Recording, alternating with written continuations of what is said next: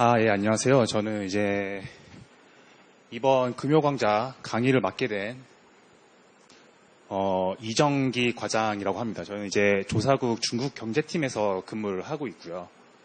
이제 비 오는 와중에도 이렇게 다 많이 찾아주셔서 정말 일단 감사 말씀을 드리고요. 예, 저희가 지금 오늘 이렇게 발표할 주제는 2019년 하반기 세계 및 국내 경제 전망에 대해서 이렇게 간략하게 설명을 드리도록 하겠습니다. 우선 말씀드릴 게 이제 그 세계 및 국내 경제 전망이라고 이제 제목이 달려 있는데, 먼저 세계 경제 전망 부분을 제가 한 30분에서 40분 이렇게 설명을 드리도록 하겠고, 그 다음에는 뒤에서 이제 임춘성 과장님이 국내 파트를 이렇게 설명을 드리도록 하겠습니다. 그래서 이제 세계 경제에 대해서 이제 설명을 드리도록 하겠는데, 이제 목차를 보시면은 이제 개관, 세계 경제, 교역 및 물가, 이제 이 부분은 조금 전반적인 세계 경제 흐름을 이렇게 전체적으로 설명을 드리는 부분이고요. 이제 그 다음에 주요국 경제, 뭐 미국이나 일본, 뭐 중국 이런 식으로 이제 각론으로 이제 국가별로 설명을 드리도록 하겠고, 이제 맨 마지막으로 이제 국제 유가를 이제 설명을 드리도록 하겠습니다. 저 이제 그 목차 보면서 이제 좀 설명을 드릴까 하는데, 이제 이 강의가 이제 한국은행에서 이제 매 분기마다 이제 발간하고 있는 그 한국은행 전망 보고서를 기반으로 이제 설명을 드릴까 하는데요. 이제 이 전망 보고서가 이제 그 저희가 흔히 이제 통화 정책을 수립하는 데 있어서 이제 기초 자료로도 사용되지만, 이제 그 외부로 발간되는 자료인 만큼 그 우리 은행이 이제 그 정책 수립을 함에 있어서 그 국내 경제나 세계 경제를 어떻게 바라보고 있는지, 그런 하나의 시그널로서 이렇게 작용이 되기 때문에 이런 책으로도 이제 발간이 되고, 이제 강의도 가끔씩 이렇게 하고 있는 부분입니다. 이제 그런데 이제 저희가 국내 파트나 이런 경제 전망을 하는 데 있어서 먼저 세계 경제를 이렇게 보고 이제 국내 경제를 이제 설명을 하는 이유는, 이제 이 세계 경제라는 것이 이제 하나의 국내 경제를 파악하고 전망하는 데 있어서 큰 중요한 전제와 가정이 된다라고 말씀을 드릴 수 있고요.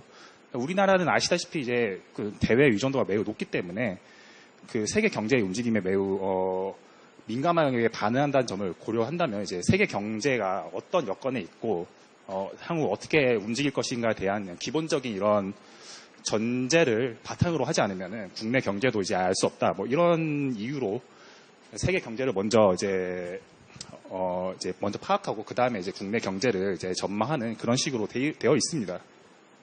개관은 저희가 이제 그 경제 전망이나 이제 경제 동향을 이제 파악하는 데 있어서 매우 기본적인 그런 개념을 이제 간략하게 소개를 드릴까 하고요. 이제 이 제목이 뭐 국내 경제 전망, 뭐 세계 경제 전망 이렇게 되어 있지만은, 이제 사실 그 보고서에 이제 저희가 뭐 전망을 어떻게 되어 있는, 어떤 방식으로 전망을 하느냐, 뭐 이런 부분은 설명이 되어 있지 않습니다. 하지만 그래도 이제 이렇게 강의에 오신 만큼 이제 기본적인 거라도 이제 기본적인 이제 배경 설명이라도 조금 드리면은 좀 이해하는데 그나마 더 편하지 않을까 싶어가지고 이제 개관 파트를 넣었고요. 그 다음부터는 이제 아까 말씀드린 대로 이제 말 그대로 이제 저희 전망을 하는 데 있어서 그 기본적인 내용을 이제 담고 있습니다. 이제 그런 형식으로 이제 진행을 하겠습니다. 이제 그래서 세계 경제라고 하면은, 이제 경제라고 했을 때 가장 중요한 지표가 이제 아무래도 경제 성장률이 되겠죠. 그래서 세계 성장률을 이제 보통 IMF라든지 OECD 같은 이제 그런 이제 세계 글로벌한 기관들이 이제 발표를 하고 있는데, 그런 세계 GDP를 추계할 뿐만 아니라 이제 전망도 이제 그런 국제적인 기관에서 하고 있습니다. 이런 그래프, 이제 왼쪽 그래프를 보시면요, 말 그대로 이제 세계 경제가 어떻게 성장해야 하는지 그런 추이를 보실 수 있고, 이제 동그라미 친 부분은 이제 2019년과 20년 시기의 경제 성장률에 대한 정보인데, 지금 이 파란색이 실적이고 이제 다른 선들이 이제 전망으로 이렇게 설명이 되고 있는데요. 이제 말 그대로 이제 아직 발표가 되어 있지 않기 때문에 뭐 이런 식으로 이제 경제 성장을 이제 경제 성장률이 이렇게 되겠구나라는 그런 전망을 이제 그래프로 표현을 한 겁니다. 근데 이제 보시면은 이제 그 빨간색 점선은 이제 1월 전망이고 녹색 점선은 4월 전망, 이제 7월 전망, 이제 7월 전망은 이제 이번 주에 이제 가장 최근에 이제 발표된 수치인데, 보시면 이게 티가 잘 안 날 수도 있지만은 이제 시간이 가면 갈수록 이 선들이 자꾸 이제 하향 조정이 되는 것을 이제 보실 수가 있는데, 이제 그만큼 이제 그 같은 시기에 이제 지속적으로 이제 오랫동안은 이제 10월까지 합해서 이제 그 분기마다 이런 식으로 발표를 하지만은 이제 올해에도 이제 올해 초에 대비해서 그 세계 경제의 여건이 상당히 어떻게 변하는지 따라서 이제 그 전망치도 조정이 되고 있고요. 조정을 하게 되어 있고, 특히 이제 올해 같은 경우는 이제 생각보다 그 세계적인 여건, 뭐 보호무역주의라든지 뭐 이제 미중 무역 갈등의 다시 재악화 뭐 이러한 이제 여건들이 악화되고 있기 때문에 그런 성장률 전망치도 이제 아무래도 이게 연초에 전망했던 것보다 조금 낮아지겠구나 뭐 이런 식으로 이제 성장률을 조정을 하고 있고, 뭐 보시면 이제 이 상당히 크게 변동을 하고 있었던 세계 경쟁률이 이제 09년 글로벌 금융위기 이후에 상당히 조금 안정적인 모습을 보이는 걸로 이제 보실 수가 있고요. 이제 어떻게 보면은 사실 2012년부터 14년까지의 그 성장률을 그래도 조금 유지하는 것처럼 보이지만은 아무튼 간에 상당히 지금 둔화되어 있는 모습을 보고 있고, 이제 IMF에서도 올해 성장률이 상당히 쉽지 않겠구나라고 이제 전망을 한다는 것을 이제 보실 수가 있습니다.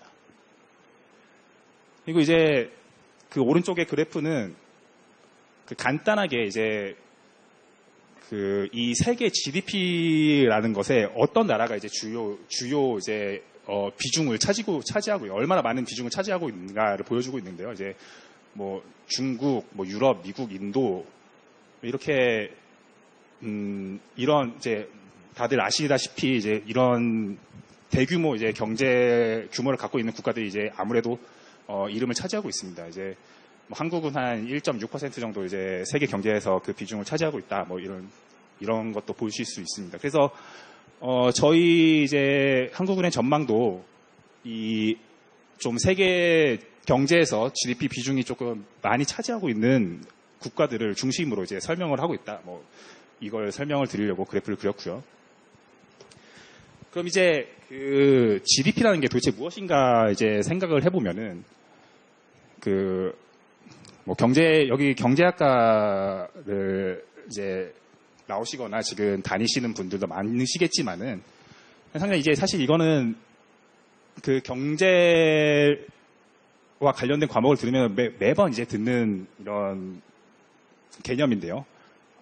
소위 국민소득의 3년 등가의 법칙이라고, 지출, 생산, 분배 이런 식으로 GDP를 세 가지 측면으로 이제 나눠서 볼 수 있다. 뭐 예를 들어서 지출 국민소득이라고 하면은 소비, 그리고 투자, 그리고 이제 대외 부분, 이제 수출과 수입 이런 식으로 나눌 수 있고, 이런 것들은 사실은 이제 한 국가 내에서 행해지고 있는 모든 이제 경제적 가치를 가지고 있는 활동들을 총합한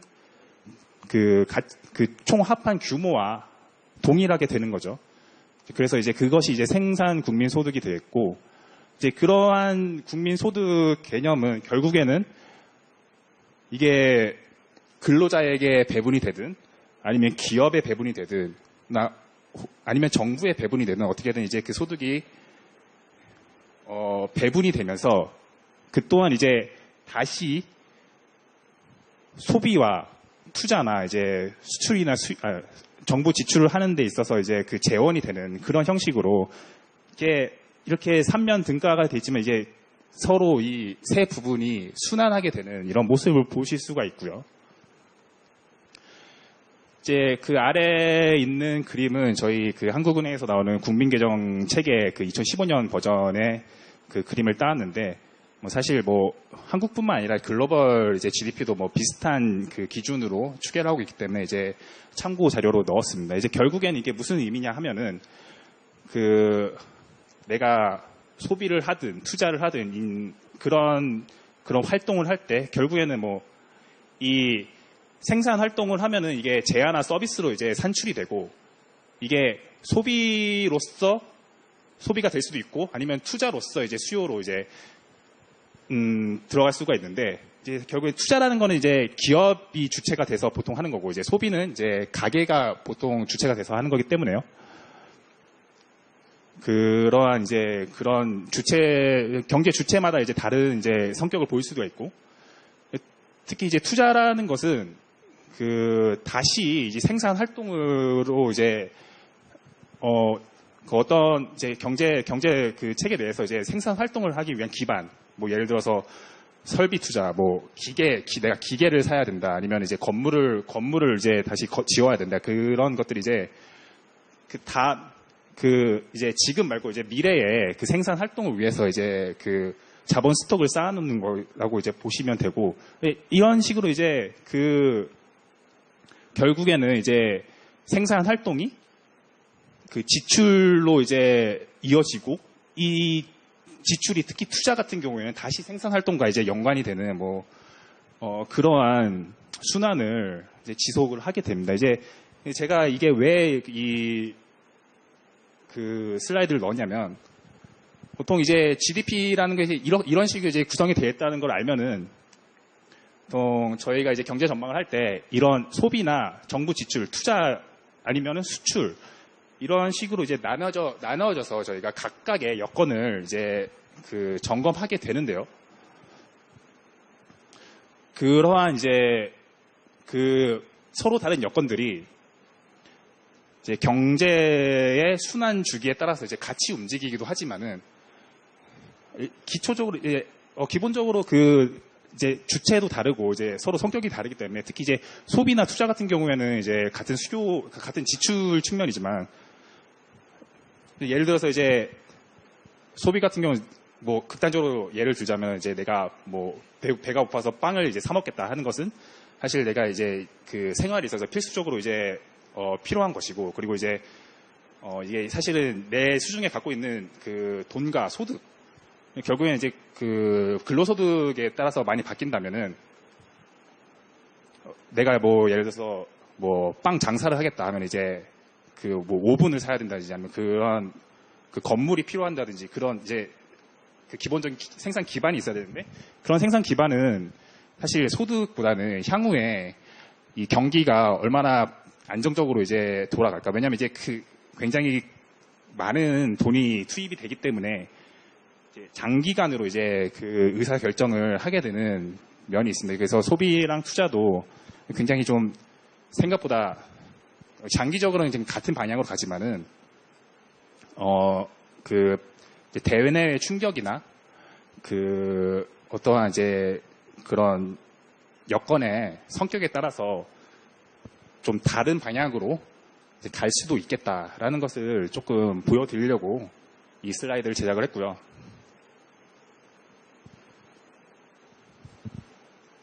그러면 이제 GDP가 뭐 그런 식으로 이제 구성이 된다, 이제 아니면 좀 여러 여건에 따라서 이제 소비나 투자가 이제 다른 방향으로 갈 수도 있고, 이제 같은 방향으로 갈 수도 있고, 뭐 그럴 수 있다는 것과 이제 GDP가 이렇게 구성이 되어 있다는 걸 이제 설명을 드렸는데, 이제 그러면 이제 세계 경제에 있어서 이제 그런 충격이, 그런 이제 그 구성 요소, 뭐 소비나 투자를 결정하는 이제 여건이 이제 그런 흐름을 좀 파악을 해야 되는데, 지금 현재 뭐 뉴스를 많이 보시면 아시겠지만은 가장 이제 이슈가 되고 있는 거는 이제 글로벌 가치 사슬이 조금 분해되고 있다라는 거거든요. 이제 글로벌 가치 사실이라는 것은 이제 보통 저희가 그 어떤 물건을 만들거나 하물며 이제 핸드폰을 만들 때라도 중국에서 이제 핸드폰을 제대로 한다고 하더라도 이제 반도체는 한국이나 미국 그 운영 체계도 미국에서 이제 수입해서 쓰는 거고 이제 그런데 그렇게 만든 이제 휴대폰이 이제 전 세계로 다시 뭐 동남아가 됐든 뭐 유럽이 됐든 다시 이제 그 생산지와 이제 원자재의 조달지 그리고 그 소비하는 지역이 이게 서로 이제 분화가 되는 이제 아주 그 효율성에 따라서 글로벌 분화가 되고 있는 상황을 말하는데 그러한 이제 지금까지는 상당히 그런 것들이 이제 세계화라는 기치 아래서 굉장히 진행이 되고 있다가 최근에는 조금 그런 모습이 약화되는 그 이제 가장 이제 세계 경제를 바라보는 데 있어서 가장 중요한 그런 추세의 변화라고 할 수가 있는데요. 이제 대표적인 사례들을 이제 제가 사진으로 그 대표적인 사례들을 이제 보여줄 수 있는 그 사진을 조금 선정을 해봤는데 이제 뭐 트럼프 대통령이랑 이제 시진핑 주석 맨 왼쪽 위에 그 지금 가장 중요하죠. 이제 미중 무역 분쟁이 작년부터 이제 발발이 되고 있고 그 작년에 이제 25% 관세를 부과한 이후에 또 그 올해 6월에 또 그 10% 관세를 있었던 그 부분에 또 25%로 그 관세를 인상했기 때문에 이게 관세를 매김으로써 이제 수출 기업들이 힘들게 하는 면도 있지만은 그 제가 말씀드린 건 이제 글로벌 가치 사슬이 이제 굉장히 분업화가 되어 있다라고 했을 때 이제 이러한 그 관세 부과가 그 원자재를 수입하는 데도 있어서도 조금 이제 어려움을 느낄 수가 있겠고 왜냐하면 그 원자재를 수입하는 데도 이제 관세가 부과될 수 있기 때문에 그 무엇보다도 이제 그 굉장히 장기간으로 이제 진행이 되어 왔고 이러한 무역 분쟁이 그 장기간으로 이제 진행되는 과정에서 이제 기업들이 내가 이제 그 투자를 했을 때 이제 장기적으로 봤을 때 이제 지속적인 수익을 얻을 수 있는지에 대해서 굉장히 자신감이 잃게 되는 거죠. 이제 보통 이제 기업의 투자 심리라고 하는데 그런 것들을 이제 저하시키면서 이제 그 2019년과 2020년에 그런 경제 여건들을 세계적으로 이제 약화시키고 있습니다. 지금 이제 이 시진핑과 트럼프 대통령이 만나고 있는 것은 이제 지난달 6월 말에 오사카에서 G20 정상회담을 이제 가지면서 그나마 조금 이제 이제 우리 조금 이제 휴전을 하고 관세 부과도 조금 미루자 이런 식으로 이제 얘기를 했지만은 그 시장에서 금융시장이라든지 이제 기관에서 봤을 때는 아직까지도 상당히 그 불확실성 혹은 이제 트럼프가 굉장히 이런 관세를 인상했을 때 예상하지 못한 행동을 할 수도 있었고 과거 사례를 비춰봤을 때도 이제 아직까지도 변동성이 굉장히 높다라고 이제 평가를 하기 때문에 그거 자체가 이제 기업의 투자를 이제 둔화시키는 요인을 가지고 있고요. 그 바로 오른쪽에는 이제 아실지 모르겠지만은 이 사람이 이제 보리스 존슨이라고 최근에 그 영국 총리로 이제 당선된 그 사람입니다. 이제 이 사람을 왜 넣느냐 하면은 이게 소위 노딜 브렉시트도 불사하겠다. 이제 영국이 지금 브렉시트를 하겠다고 한 지가 지금 몇 년이 지났는데 2016년에 처음 그 국민 투표를 실시해서 이제 EU에서 나가겠다 뭐 이런 결정을 했지만은 그 구체적인 그 어떻게 나갈 것인가에 대한 그런 합의가 아직까지도 제대로 이루어지지 않고 있다. 이제 그런데 이제 그런 과정에서 이제 메이 총리도 사퇴를 하고 그리고 이제 이 사람이 다시 당선이 됐는데 사실 뭐 보리스 존슨은 이 보수당 내에서도 굉장히 그 지지율이 높은 사람이었기 때문에 이 사람이 당선이 된다는 것은 어느 정도 예상이 되어 왔지만은 아무튼간에 이제 이 사진 넣은 이유는 이제 브렉시트도 상당히 장기간 이제 지속되면서 이제 이 글로벌 가치 사슬을 이제 영국이라는 것이 이제 유럽 연합과의 자유무역을 이제 전제로 이제 노동이랑 이제 원자재, 제품들의 자유 이동을 이렇게 전제로 이렇게 유럽 연합에 가입이 되어 있는데 그 정치적인 이유로 그러한 자유로운 이제 물자 노동의 이동을 스스로 제약을 하겠다라는 그런 면이 있기 때문에 지금 상당히 영국에서의 그 투자를 조금 망설이게 하는 그런 요인으로 이제 작용을 하고 있고요.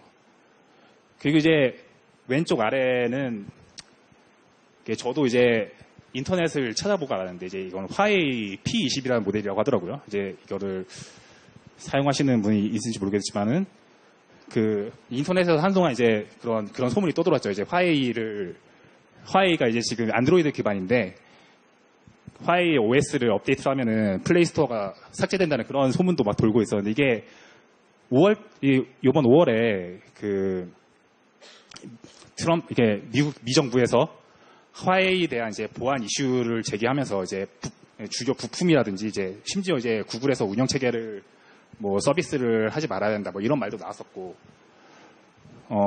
이제 이제 이게 화웨이 문제가 왜 크게 부각이 되고 있냐면 관세뿐만 아니라 이제 상당히 그 기술에 대한 이제 첨단 기술에 대한 이제 견제로서 그 첨단 제조업을 중국에 있어서 이제 중국에서의 첨단 제조업에 대한 투자를 조금 방해하는 그런 요인으로까지 번지고 있다.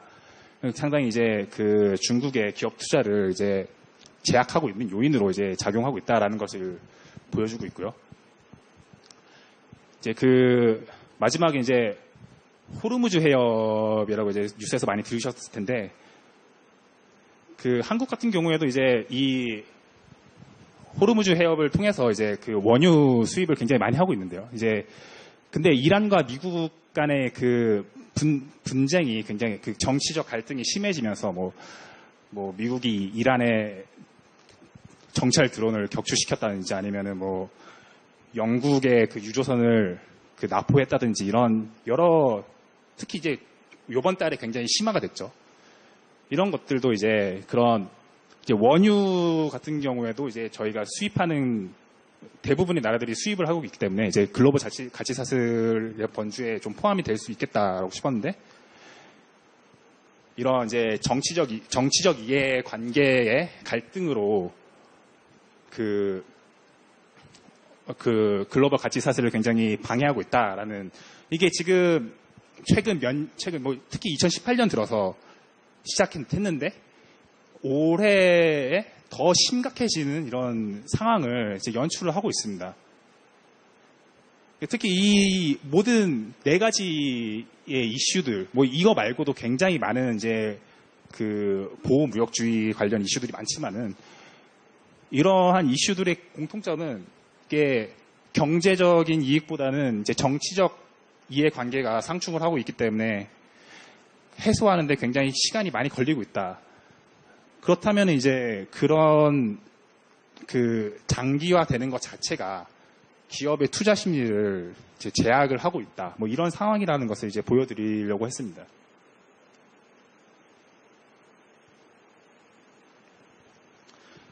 정리하자면 이제 그 세계 성장 저희가 이제 보고 있는 세계 성장률이라는 것은 소비, 투자, 뭐 수출 이런 이제 수요 측면에서 이제 볼 수도 있고 아니면은 이제 그런 이제 전 세계에서 생산되고 있는 재화나 서비스 측면에서 볼 수 있고 이제 다양한 측면에서 볼 수 있는데 이런 것들을 이제 조금 그런 생산을 둔화시키고 있는 요인이 지금 그 정치적 이해 갈등이 갈린 여러 가지 이제 지정학적 리스크, 뭐 예를 들어서 미중 무역 갈등 아니면은 뭐 미국과 이란의 갈등 아니면 이제 브렉시트 이런 것들이 이제 상당히 장기화되면서 경제 심리를 좀 압박하고 있다. 그게 이제 기본적인 이제 저의 그 가장 중요한 배경이고요. 경제 여건을 보는 데 있어서. 그리고 이제 이 그래프들은 그 이제 보통 이제 경제 지표를 봤을 때 그 이 뭐 예를 들어서 뭐 경제 소비 뭐 소비 판매액이라고 봤을 때 이제 이 기본이라고 했던 건 이제 그 소매 판매액이 사실 이게 대부분의 경제 지표들은 이제 항상 성장을 하고 있는 것이 대부분인데 어떤 부정적인 충격이 왔을 때 그런 지표들이 어떤 움직임을 보일까 그런 걸 이제 또 이제 추정을 해야지만 이제 경제를 이제 모니터링도 할 수 있고 전망도 할 수 있는데 이제 세 가지 케이스가 있습니다. 이제 세 가지 케이스가 있습니다만은 이제 기본적으로 원래 이제 부정적인 충격이 없었다면 이제 그 경제 지표가 나아갈 이제 경로가 있고 이러한 부정적 충격이 이 부분에서 생기면서 이제 그 다른 길을 이제 가고 있는 이제 그 모습을 보고 있는데 이제 시나리오 두 개를 설정해 기본 시나리오와 이제 첫 번째 시나리오 그리고 이제 기본 시나리오와 이제 두 번째 시나리오 기본 시나리오와 이제 세 번째 시나리오 이제 네 개 시나리오가 있는데요. 이게 왜 중요한가 하면은 상당히 이제 그 기본적으로 이제 이러한 성장 경로를 택하고 있었던 이제 경제 지표가 한번 이제 발을 헛디뎌 가지고 떨어졌다가 다시 이제 같은 속도로 움직이고 있는데 그 부정적 충격이 한번 왔음으로써 이제 증가율 자체는 떨어질 수 있지만 이제 추가적인 이런 비슷한 정도의 부정적 충격이 향후 없다면은 이제 같은 여건이라고 하더라도 성장률이 다시 튈 수 있는 이런 좀 그런 일종의 착시 효과를 이제 볼 수 있다. 그래서 이걸 보통 이제 거의 뭐 통틀어서 기저 효과라고 하는데요. 뭐 두 번째 케이스는 그 기본적인 경로에서 이제 빠져나왔다가 다시 이제 회복이 되는 경로인데 이런 것 같은 경우에는 보통 이제 계절적 요인이라든지 이제 뭐 예를 들어서 이제 그 1월 달에 설날이었다가 그 다음 연도에 2월 달이 설날이면은 그런 보통 이제 전년 동기 대비로 이제 증가율을 보기 때문에 그런 이제 계절적인 교란 이제 특별히 이제 공급 측면 사이드에서 그 교란이 없었지만은 이제 그러한 그 계절적 요인이라든지 아니면 이제 뭐 예를 들어서 뭐 이번 여름에는 너무 더워서 이제 농작물이 안 자랐는데 이제 그런 것들이 이제 다음 연도에는 해소가 되는 이제 굉장히 일시적인 요인이 나타났을 때 이런 모습을 보이고 있습니다. 그리고 이제 이거 같은 경우에는 이제 기본적인 시나리오가 있고 이제 그 기울기 자체가 이제 떨어지는 경우가 있는데 이제 이런 경우에 같은 경우에 이제 그 증가율 즉 성장률도 이제 부정적 충격에 있어서 성장률 자체도 이제 지속적으로 떨어지는 뭐 그런 경우가 있습니다. 그래서 이제 그 앞에서 말한 이제 그런 그 보호무역주의 그리고 이제 글로벌 가치 사슬의 둔화 이런 것들은 사실은 이 케이스 3와 케이스 1이 좀 조합이 되지 않았나 그렇게 볼 수가 있을 것 같아요. 왜냐하면은 그 관세를 부과하면서 그 부정적 충격 이제 관세를 부과함으로 있어서 그거에 대해서 이제 수출을 이제 더 못하게 되는 그 당시 이제 수출을 못하게 되는 그런 경우야. 이제 향후에 이제 관세가 부과가 되고 이제 지정학적 리스크로 인해서 너무 그 정치적 불안정성이 너무 높기 때문에 난 이제 그 중국이나 이런 데서 이제 투자를 조금 미뤄야겠다 이런 생각이 들면은 그 원래 가지고 있었던 그런 경로 이제 성장세를 이제 유지를 하지 못하게 되는 거죠. 그래서 이러한 것들이 이제 경제를 이제 뭐 글로벌 경제는 나중에 이제 국내 경제를 이제 설명하거나 이제 전망을 했을 때 기본적으로 이제 좀 알아두면은 좋은 이런 개념들이고요. 이제 본격적으로 이제 세계 경제나 이제 각 국가에 대해서 이제 설명을 드리자면은 세계 경제는 이제 성장 세계 둔화 흐름이 당분간 이어질 전망이죠. 이건 당연한 얘기입니다, 사실. 미중 무역 분쟁의 영향으로 투자 심리가 약화되고 생산 부진이 심화되면서 이제 성장세가 둔화되고 있고, 미중 무역 분쟁이 특히 이제 올해에도 이제 상당히 이제 연초까지는 이제 조금 해결될 조짐 보이다가 이제 다시 5월에 트럼프 대통령이 트위터를 올리면서 중국 정부에서 좀 약속을 안 지키는 것 같다. 이제 관세를 좀 부과해야겠어. 뭐 이런 식으로 이제 그 트위터를 올렸었죠. 5월 달에. 그런 것들이 이제 조금 물론 이제 불확실성이 굉장히 높았지만은 그 당시에는 조금 좀 시장에 충격을 주었던 이런 요인이 있었기 때문에 올해 미중 무역 분쟁의 영향이 더 이제 부정적으로 이제 작용이 됐습니다. 그래서 생산 부진이 심화되고 이제 성장세가 둔화되었고, 이제 아까 말씀드린 것과 같이 앞으로도 보호 무역주의 관련된 이제 추가적으로 이제 관세를 부과하지 않더라도 계속 이게 그러한 이제 대치 상태를 지속을 한다면, 특히나 이제 투자 쪽에서 기업들이 좀 꺼려하게 되는 좀 그러한 상황이 발생을 하기 때문에 생산 및 교역 부진이 계속 이어질 가능성이 있다. 그러나 제가 전반에 말씀드렸지만은 소비와 투자가 장기적으로 이제 같이 갈 수 있지만은 이제 각각 분야에서 상쇄를 할 수 있는 효과도 가질 수 있다. 이제 소비 같은 경우에는 이제 고용 호조, 확장적 재정 적대 등에 힘이어서 비교적 이게 소비도 둔화가 되지 않는 건 아니지만은 비교적으로 양호한 증가세를 유지할 전망이다. 그래서 이제 IMF 같은 경우는 이제 3.6에서 3.2로 떨어지겠으나 이러한 이제 소비 호조도 있겠고, 그리고 이제 3.5라는 거는 이제 2018년에 3.6보다는 낮죠. 그게 불확실성이 아직 상존하고 있다는 거죠. 이제 상존하고 있기 때문에 이제 예전만큼의 그러한 투자 규모를 기대할 수는 없지만, 아무튼 간에 이제 기본적으로 저희가 이제 생각했을 때 관세를 부과한다든지 아니면은 추가적으로 어떤 부정적인 이벤트가 추가적으로 발생을 하지 않는 이상 자연스럽게 어느 정도는 기본 성장세를 이제 회복을 할 수 있겠다라는 것이 이제 이 숫자를 봤을 때 그런 식으로 이제 생각을 하시면 될 것 같고요. 왼쪽 그래프 보시면 이제 당연하게도 2018년 초반부터 상당히 이제 둔화되고 있다. 이제 그러한 모습이 이런 산업 생산이라든지 투자 같은 이제 주요 경제 지표에 반영이 되고 있는 모습이고요.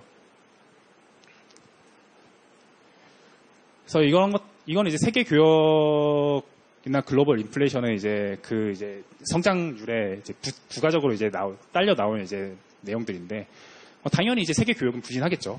세계 교역은 부진한데, 미중 무역 분쟁, 그리고 선수출 증가. 이제 선수출이라는 것은 이제 관세를 부과하겠다고 이제 발표를 하면은 그 관세 부과 시점에 그 관세를 피하기 위해서 그 전에 이렇게 계속 선적을 해놓으면 이제 관세를 피할 수 있기 때문에 일시적으로 이제 수출이 증가하는 효과가 있습니다. 그 다음에 이제 하지만 이제 그게 회복이 된 게 아니라 이후의 시간에 감소가 더 크게 이제 작용이 되겠죠. 그래서 그런 선수출 증가 효과 때문에 더 큰 폭으로 이제 감소를 했다. 하지만 이제 아까 말씀드렸다시피 이제 글로벌 세계 교역이 굉장히 둔화되는 거에 비해서는 성장률이 이만큼 성장률이 둔화되진 않았다. 그 이유가 뭐였느냐 하면은 소비가 생각보다 양호했다라는 것인데, 이제 다시 뒤를 돌아보면은 소비는 이제 고용 호조, 그리고 정부의 확장적 재정 적체, 감세를 한다든지 여러 가지 공공 사업을 한다든지 이제 재정 투입을 더 늘려가지고 증가세를 좀 유지를 하려는 그런 노력이 있기 때문에 소비 혹은 이제 서비스업이라고 하죠. 이제 서비스 그 교역 이제 세계 교역과는 별로 이제 크게 그 민감하지 않은 서비스를 중심으로는 이제 비교적 양호한 증가세를 유지할 것이다. 그래서 이제 사실 교역을 생각했을 때 교역을 고려하면 굉장히 많이 둔화가 될 것 같지만 이제 세계 경쟁률이 생각보다는 둔화폭이 그렇게 크지는 않을 것이다. 뭐 물론 이제 아까 보셨다시피 이제 IMF도 이제 그 2019년 전망을 지속적으로 이제 둔화를 시키고 있지만은 이제 스틸 이제 그 글로벌 교역세가 이제 둔화되는 것보단 성장률이 조금 생각보다는 양호한 것으로 이제 판단이 된다라고 이제 보시면 될 것 같습니다. 이제 그래서 이제 다음 파트로 이제 각 국가들을 설명을 드리자면은 미국 경제는 양호한 성장세를 이어가고 있어요. 이제 투자와 이제 수출이 아무래도 이제 미국과 중국이 직접적으로 이제 대립을 하고 있기 때문에 이제 중국도 이제 미국에 대해서 이제 관세를 부과하고 있고 그래서 이제 수출이 굉장히 부진한 흐름을 보이고 있기 때문에 그거에 따라서 이제 사실 투자라는 것은 이제 그 제조업과 훨씬 더 연관이 많습니다. 이제 서비스업보다는. 투자가 그래서 부진한 흐름을 보고 있지만 제가 아까 말씀드린 것처럼 임금 상승과 이제 취업자 수의 꾸준한 증가로 이제 소득 여건이 개선되면서 소비가 비교적으로 잘 나가고 있다. 이제 왼쪽 그래프에서 이제 극명하게 나오죠. 수출과 이제 자본재 수주가 결국 이제 투자와 관련되어 있는 건데 그 두 지표가 이제 떨어지는 거에 반면에 비해서 이제 개인 소비 지출은 굉장히 꾸준하게 성장을 하고 있고요. 이런 것들은 이제 고용 사정이 굉장히 괜찮게 유지하고 있기 때문이라고 이제 보시면 될 것 같습니다. 하지만 미국 같은 경우 지금 OECD나 IMF 같은 경우 다 이제 2020년이 2019년보다 성장률이 하락할 것이라고 이제 전망을 했는데요. 저희도 그렇게 비슷하게 보고 있고,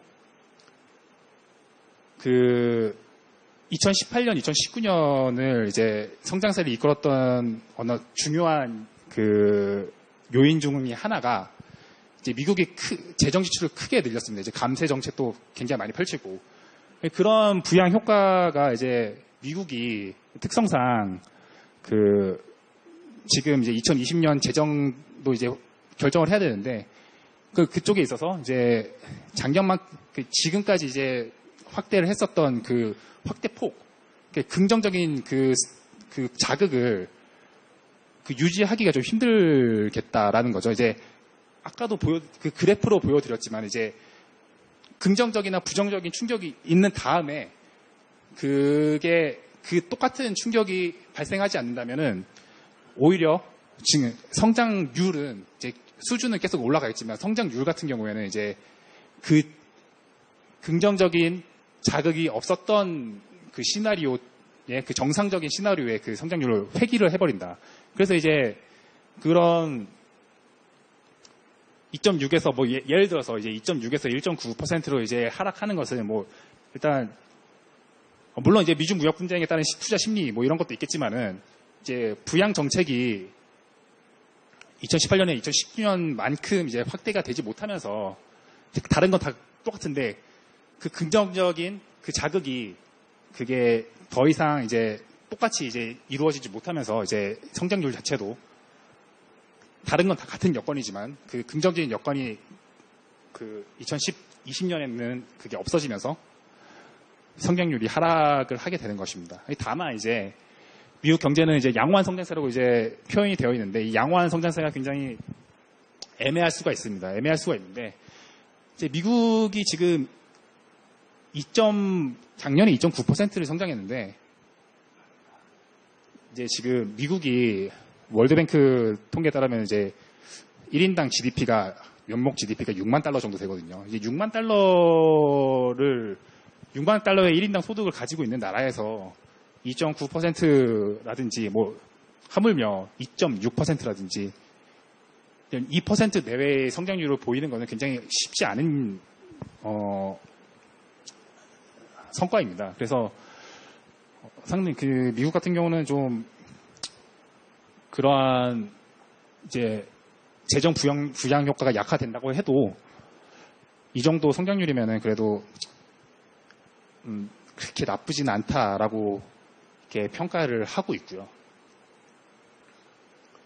이제 유로 지역 같은 경우에는 이제 제조업 생산이 부진하고 레스나 이제 이 제조업 부진이 점차 완화되는 과정이 있습니다. 왜냐하면 이제 유럽 지역에서 가장 큰 이슈가 되었던 건 이제 2018년 중에 자동차 배기가스 규제가 이제 시행이 되면서 그 규제를 맞추기 위해서 이제 생산을 조금 이연을 했던 것들이 있는데 그런 일시적인 효과들이 이제 해소가 되면서 이런 것들이 이제 기술을 그 환경 규제에 맞추면 다시 생산을 확대할 수가 있기 때문에 그런 것들이 이제 아예 생산 능력이 떨어진다기보다는 이제 그 규제에 맞서서 다시 그 성장세를 정상 수준으로 이제 이끌어갈 수가 있다라는 걸로 이제 해석을 할 수가 있겠습니다. 그래서 제조업 부진이 점차 완화된다는 거는 그러한 일시적 요인이 해소된다라는 걸로 해석을 하면 되겠고 유럽 지역도 마찬가지로 선진국에서 이제 공통적으로 나타나는 추세입니다. 이거는 이제 실업률이나 이제 비일자리율 이런 것들은 다 고용 상황에 대한 이제 지표인데요. 굉장히 호조세를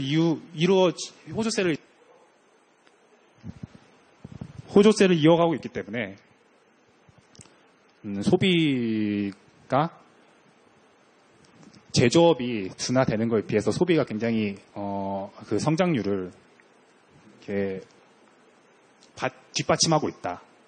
그래서 유럽 같은 경우는 좀 다릅니다. 미국이랑 이제 미국은 둔화되면서 다시 또 둔화되는 거라고 이제 보고 있는 반면에 이제 유럽 같은 경우는 작년에 1.9%에서 상당히 둔화된 1.3%를 올해 보여주겠지만은 2020년에는 그런 일시적 효과들이 2020년뿐만 아니라 이제 하반기부터라도 그런 일시적 효과들이 환경 규제 같은 이제 일시적인 부진이 이제 완화가 되면서 회소가 되면서 다시 이제 성장률이 확대가 되겠다라는 것이고요. 이제 일본 경제는 이제 성장세가 완만하게 둔화될 전망입니다. 이제 공통적으로 나오는 얘기지만은 대중국 수출이 굉장히 부진하면서 당연히 이제 또 제조업이 부진하겠으나 소비 관련 지표는 상당히 양호합니다. 이제 일본 같은 경우 이제 많이 들으셨겠지만은 이제 고용에 대한 그런 상황이 나쁘지가 않기 때문에 그나마 성장세를 조금 0.8에서 IMF에서는 0.8에서 0.9로 봤는데 성장세를 유지하겠다. 다만 이제 2020년으로 갔을 때는 우리가 봤을 때 특히 이제 이 소비세율 인상이 올해 10월부터 이제 시행이 되는데 일본 정부에서도 이제 소비세율 인상에 대한 효과를 완화하기 위해서 여러 가지 재정 패키지를 이제 발표를 하고 있으나 이게 일본이 소비세율 인상을 한 것이 한두 번이 아닙니다. 이게 2014년에도 한번 이제 5%에서 8% 인상한 적이 있었는데 그때도 이제 그거를 완화한다고 이제 재정 패키지를 펼쳤지만은 결국에는 소매 판매에 굉장히 큰 변동성을 줬습니다. 과거 사례를 비춰봤을 때는 소매 판매에 조금 부정적인 영향을 주지 않을까 이제 판단이 되고 있습니다. 그래서 이제 일본 경제는 이런 식으로 올해 조금 선방을 할 수 있겠으나 이제 하반기부터는 좀 경제 성장률이 하락하지 않을까 이렇게 보고 있고요. 중국 경제 같은 경우에는 성장률이 지속적으로 이제 떨어지고 있었어요. 중국 같은 경우에는 이제 성장 둔화 흐름이 이어진다는 게 성장 둔화 흐름은 이미 보이고 있었다는 것인데 이제 그럴 수밖에 없는 게 이제 중국 같은 경우는 이제 인프라 투자라든지 아니면 이제 수출 확대로 굉장히 크게 경제 규모를 키워왔었는데 이제 수출도 잘 안 되고 그 다음에 이제 상당 부분 이제 부채가 많이 쌓여있기 때문에 이 부분에 있어서도 이제 크게 부담을 갖고 있어서 굉장히 좀 딜레마에 빠져 있는 상태입니다. 이제 이런 성장 둔화 흐름을 이제 좀 막으려면은 부채도 좀 늘려야 되고 이제 공공 투자도 많이 늘려야 되는데 그런 거에 대해서 이제 질적 성장, 이제 양적 성장이 이제 질적 성장으로 전환되는 과정에서 이제 부채를 이제 더 늘리고 싶어 하지 않고 있는데 이제 자꾸 이제 미국과 이제 정치적 분쟁이 심화되고 있어가지고 그걸 하나를 선택을 해야 됩니다. 이제 그래서 성장률 둔화를 이제 용인을 할 것인가 아니면은 조금 투자를 공공 지출을 늘려서 이제 부담스럽더라도 성장률을 단기적으로 올릴 것인가에 대한 이제 딜레마에 빠져 있는 상황입니다. 이제 그래서 이제 뭐 6%대면 굉장히 높죠. 근데 이제 중국이 지금 6%인데 상당히 높은 성장률을 유지하고 있다가 이제 6%까지 이제 하락을 한 것이기 때문에 그렇게 조금 부담스러워할 수 있는 이제 중국 정부에 있어서 굉장히 부담스럽게 느낄 수 있는 부분이고요. 그래서 이 내용에는 다만 정부의 적극적인 경기 부양책 등으로 성장 둔화 가능성이 낮을 것이다라고 했는데 이 부분이 이제 사실은 중국 정부의 그런 고민들을 이제 대변을 하고 있는 것입니다. 이제 경기 부양책으로 이제 둔화 가능성은 낮겠으나 이게 어느 정도는 이제 6.6에서 6.2, 6.0으로 어느 정도 이제 성장세 둔화를 조금 감내해야 되는 그런 상황을 이제 보실 수 있습니다. 이제 신흥국 같은 경우 이제 빨리빨리 넘어가겠습니다. 이제 신흥국은 이제 아세안 5국 같은 경우는 이제 중국에 대한 이제 수출이 이제 둔화가 되면서 성장률이 조금 압박을 가하겠습니다. 여기도 마찬가지로 소매 판매가 굉장히 늘어나고 있고요. 이건 이제 실질 임금이 상승하고 이제 뭐 여러 제반 요인들, 사회 보장 지출 확대 등으로 이제 소비를 이제 부양시킬 만한 이런 요인들이 이제 강화되었기 때문에 소비는 비교적으로 이제 양호한 흐름을 보이고 있는 거고, 이제 인도 같은 경우는 이제 정치적 불확실성, 연초에 이제 파키스탄과의 그 분쟁도 있었고, 이제 모디 총리, 지금 인도 총리가 나렌드라 모디라는 사람인데, 이 나렌드라 모디라는 총리 이제 5월에 다시 재선을 했거든요. 근데 그 재선과 관련해서도 좀 불확실성이 컸고, 왜냐면 이제 모디 총리가 굉장히 그 시장 친화적인 정책을 많이 펼쳤습니다. 이제 뭐 해외 투자도 많이 이끌었고, 그리고 이제 뭐 그런 개방 정책들을 많이 펼쳤는데, 그리고 농촌 경제에서 이제 산업화를, 제조업을 더 키우려는 이런 정책들을 많이 발표를 했었는데, 그런 이제 모디 총리가 재선이 될까라는 좀 그런 불확실성도 있었습니다. 근데 불확실성이 있었는데, 막상 뚜껑을 열어보니까 굉장히 높은 지지율로 이제 당선이 되면서 그런 불확실성이 해소가 되었습니다. 이제 그런 이제 파키스탄 분쟁도 있고, 이런 정치적, 지정학적 리스크가 상당히 이제 1분기 그 인도 이제 오른쪽 아래 그래프를 보시면 이제 인도 얘기인데, 이제 특히 이제 기업 투자가 상당히 이제 그런 지정학적 리스크 때문에 굉장히 둔화가 됐었는데, 이제 파키스탄 문제도 어느 정도는 조금 이제, 물론 지금 아직까지도 굉장히 좀 긴장감이 있지만은, 이제 연초만큼의 그런 충격은 없다고 가정하고, 이제 모디 총리도 재선이 됐으니까, 그런 이제 그 불확실성이 완화됐다고 이제 표현을 하는 겁니다. 그러면 이제 자연스럽게 1분기 때 1분기는 그거에 대해서, 그것 때문에, 이제 정치적 불확실성 때문에 둔화가 되었다면, 이제 그 정치적 불확실성이 해소가 되면은 당연히 투자가 어느 정도 회복이 되지 않을까, 이렇게 해석을 할 수 있는 것 같습니다. 이제 뭐, 브라질과 러시아의 경우에는 이제 뭐, 마찬가지로 뭐, 이러한 내용들, 뭐 브라질은 이제 지금 연금 개혁을 이제 실시를 하고 있는데, 이 연금 개혁이 상당히 이제 암초에 걸리면서 이제 시위도 많이 일어나고, 연금 개혁이라는 건 이제 기본적으로 이제 연금에 대해서 이제 덜 지급하겠다라는 그런 메시지가 강하기 때문에 상당히 반대를 많이 받았었는데, 이제 브라질 같은 경우는 재정 적자도 많이 심하고, 이제 사회 보장 지출을 이제 하려면은 재정 건전성이 있어야 되는데, 그 재정 건설이 굉장히 크게 악화되고 있기 때문에 이 연금 개혁을 함으로써 이제 재정을 확보한다는 것은 굉장히 그 브라질에서 지속 가능한 성장을 하기 위해서는 굉장히 중요한 이슈입니다. 그런데 그러한 연금 개혁이 상당히 오래 전부터 이제 그 얘기가 나왔었는데 피일 차일 미뤄지면서 그 올해 성장률을 이제 좀 낮추게 되는 왜냐면 이제 그런 것들도 이제 결국에는 이제 이 브라질에서의 투자라든지 이제 생산을 하는 데 있어서 이제 그런 확신을 줘야 되는데 이제 정치적으로 그런 것들이 이제 불안으로 나타나면서 올해 성장률은 좀 낮아졌습니다. 그래서 그런데 이제 이런 불안정성이 또 해소가 되면은 또 2020년에는 다시 정상적인 성장세를 유지할 수 있지 않을까 이렇게 보고 있습니다.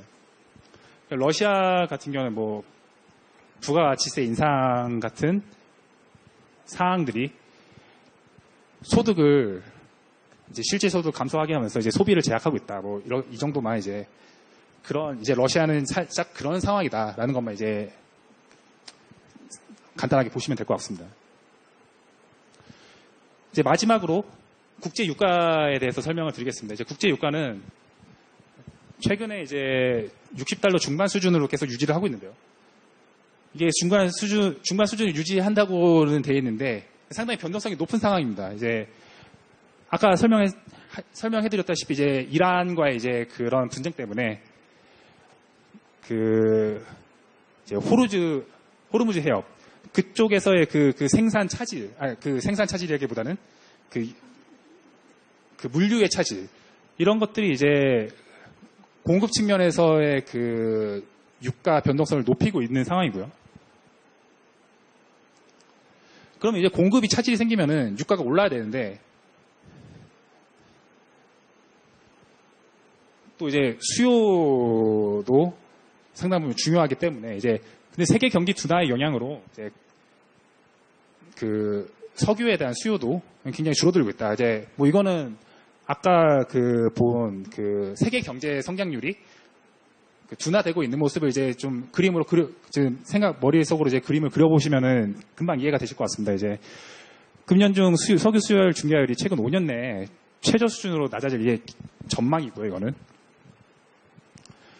그래서 생각보다 이제 특히 이제 제조업이라든지 이제 산업적인 그 분야에서 그 수요가 줄어들기 때문에 이제 원유 석유 수요도 증가율이 조금 둔화될 수밖에 없다. 그래서 이제 왼쪽 하단 그래프를 보시면은 이제 IHS라는 기관에서 이제 석유 수급 전망 이게 초과 수요인지 초과 공급을 이제 판단할 수 있게끔 이제 지표를 발표를 하는데 이게 보시면은 이제 오히려 그런 지정학적 리스크에 따른 공급의 줄어듦보다 수요의 둔화가 훨씬 강력하다. 근데 좀 이제 그 기관들이라든지 이제 금융시장이라든지 이런 데서 이제 그러한 컨센서스를 유지를 하고 있어가지고 향후로도 60달러 중반대에서 이제 왔다 갔다 변동성을 높여가는 와중에 그 수준, 60달러 수준. 60달러 수준이라는 것은 작년에는 굉장히 좀 60달러보다 높은 수준을 유지하고 있었는데 그 작년보다는 계속 낮은 수준을 유지하지 않을까라고 이제 생각을 하고 있습니다. 그래서 유가까지 말씀을 드렸고 이제 세계 경제 관련된 내용은 여기까지고요. 이제 쉬는 시간을 갖고 이제 다음 시간에는 국내 경제에 대해서 이제 다음 발표자분이 발표를 해드리겠습니다. 안녕하세요. 저는 국내 경제 전망을 맡게 된 조사총괄팀 임춘성 과장입니다. 반갑습니다. 네, 앞서 저희 이정기 과장님께서 세계 경제에 관련해서 아주 자세히 잘 설명해 주신 것 같고요. 저는 이번 그러한 이제 대외 여건 변화에 비춰봤을 때 우리 경제가 앞으로 어떻게 전개해 나가게 될지에 대해서 좀 설명을 드리겠습니다. 먼저 목차인데 그 앞서서 이제 전망을 좀 개념적으로 이렇게 이야기를 해보자면, 전망이라는 것은 그러니까 우리가 이제 어떤 사전적인 그런 지식이 있을 테고, 근데 지금 전망 시점에 가능한 어떤 이용 가능한 모든 정보들을 가능한 많이 활용을 해서 그 사전 정보를 업데이트를 하게 되겠죠. 그러면 그런 업데이트된 그런 이제 사후 지식을 가지고 활용해서 우리가 원하는 어떤 거시경제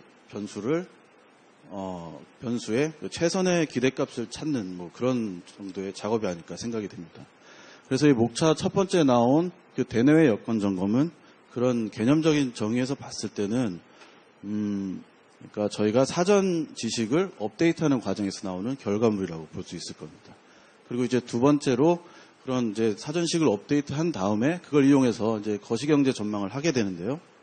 한국은행에서는 주요 이제 4개 거시경제 지표를 이제 전망을 하는데, 여기 있는 경제성장, 고용, 물가, 경상수지를 중심으로 이제 전망을 하게 됩니다. 그래서 이거를 제가 설명을 드리고 시간이 혹시라도 남게 되면 다시 한번 그 전망을 종합해 드리는 시간을 갖겠습니다. 자, 그래서 이제 대외 여건을 먼저 보게 될 텐데요. 이 대외 여건은 앞서 이정기 과장님께서 설명해 주신 것을 이제 요약해서 저희가 전망을 하기 위해서 어떤 가정을 했는지를 이제 보여주는 거로 보시면 됩니다. 그래서 먼저 세계 경제 성장률을 보시면 2018년에 작년에 3.6% 기록을 했는데요. 2019년에는 좀 낮아지는 3.2%로 전제를 했고요.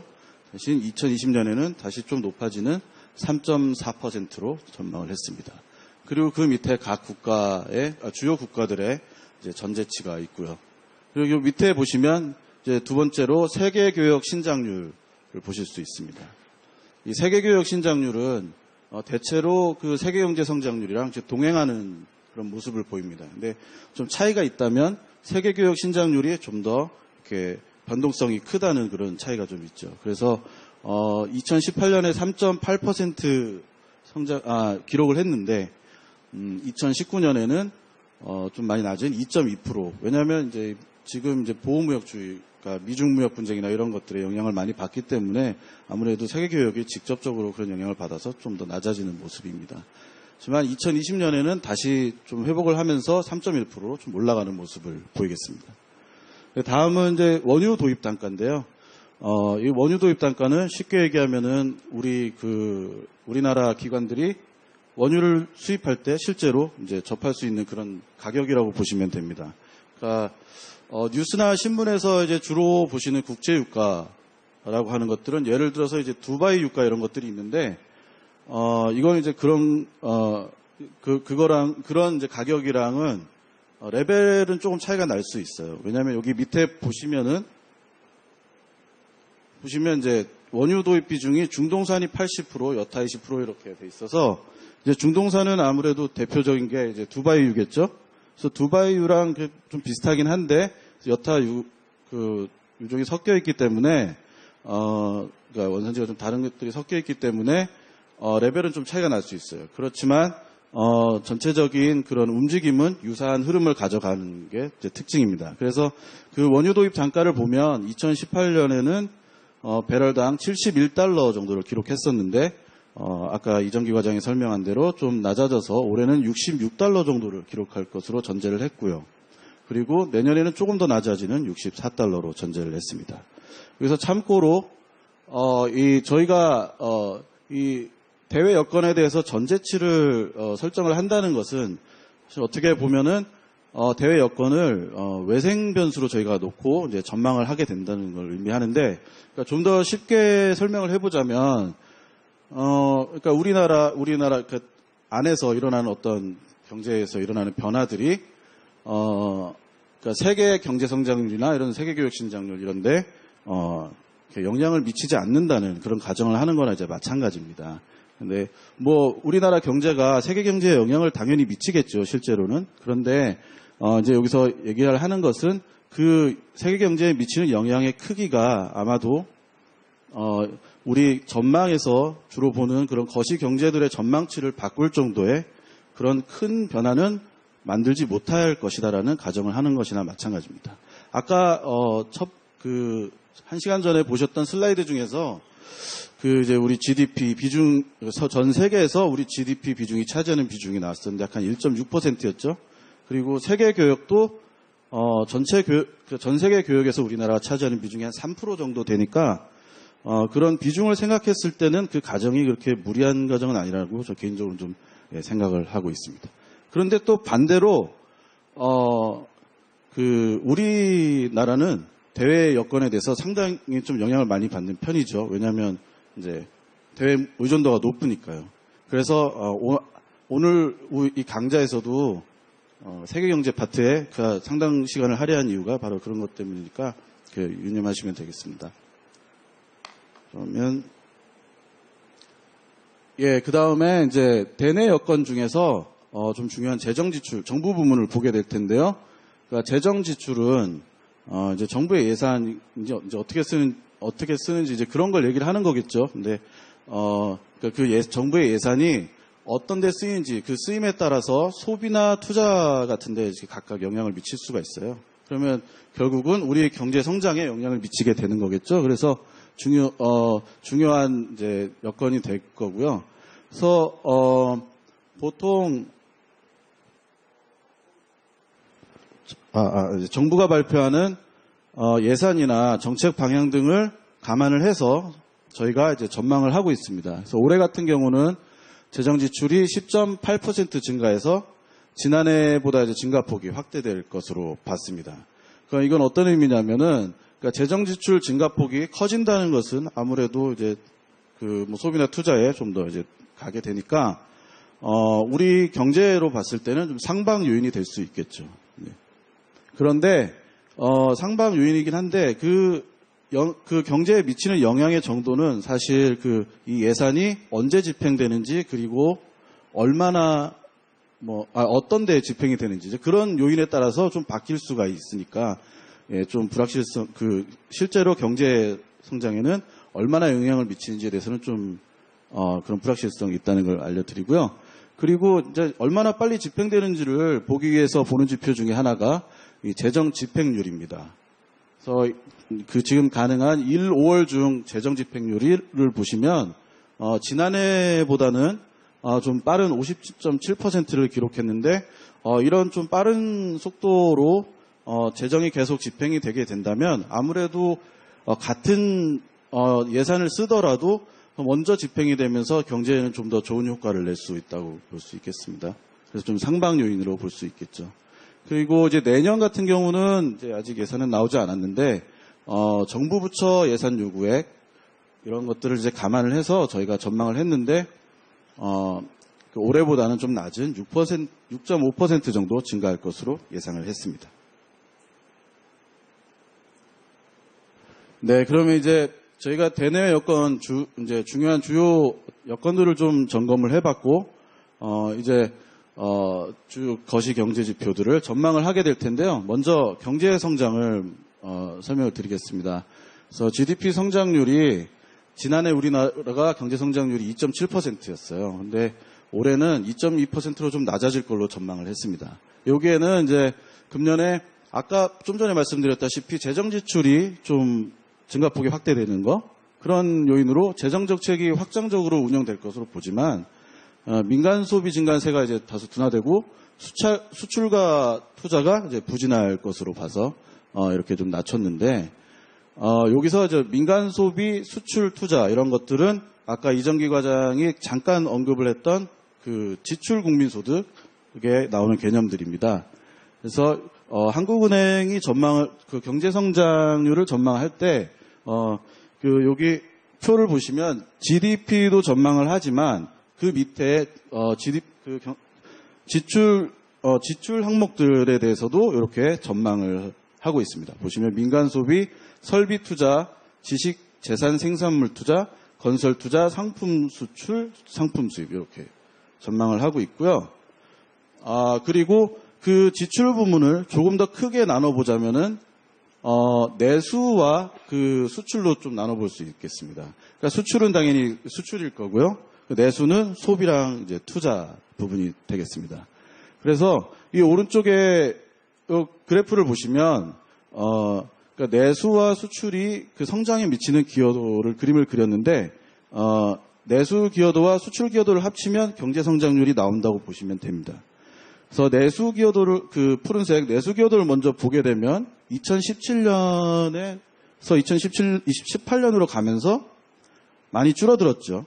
그런데 작년 18년에서 올해로 왔을 때는 그 변화가 거의 없는 것을 보실 수 있습니다. 2020년에는 조금 높아지죠. 네.